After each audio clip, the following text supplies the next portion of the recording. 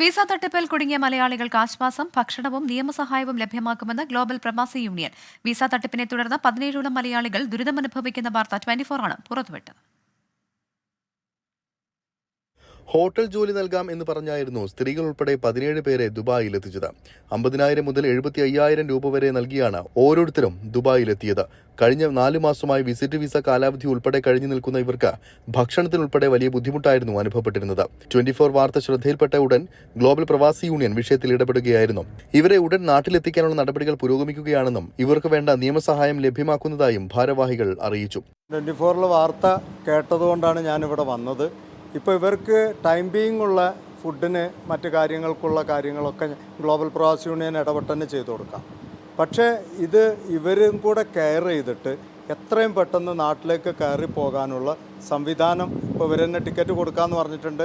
ഈ ചതിച്ച ഏജൻറ്റ് തന്നെ ആ ടിക്കറ്റിന് ഇവർ കയറി പോകണം, ആ ടൈമിന് തന്നെ കയറി പോകണം.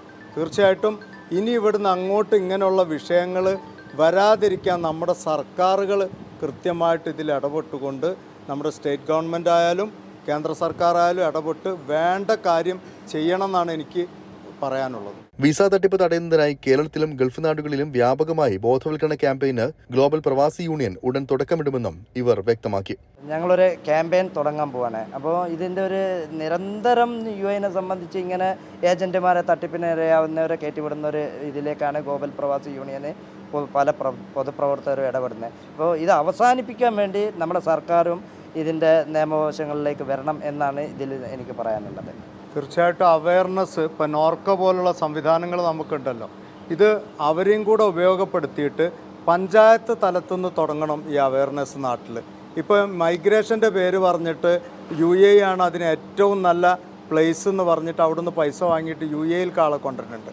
എന്നിട്ടൊരു മൈഗ്രേഷനും ഇല്ല. ആ പൈസ വാങ്ങിയത് തന്നെ കാര്യം ഇവിടെ നിന്നുള്ള ഓഫീസിൽക്ക് തന്നെ ഇവർ ഫോൺ ചെയ്താൽ 2-3 ദിവസം ഓഫീസ് പ്രവർത്തിക്കും. 4ാമത്തെ ദിവസം മുതൽ ഈ മൊബൈൽ നമ്പർ ഓഫായിരിക്കും, ഓഫീസും ക്ലോസ് ആയിരിക്കും. ദുബായിൽ നിന്നും ശരത് ചെറുകുന്നിനൊപ്പം അരുൺ പാറാട്ട്, 24.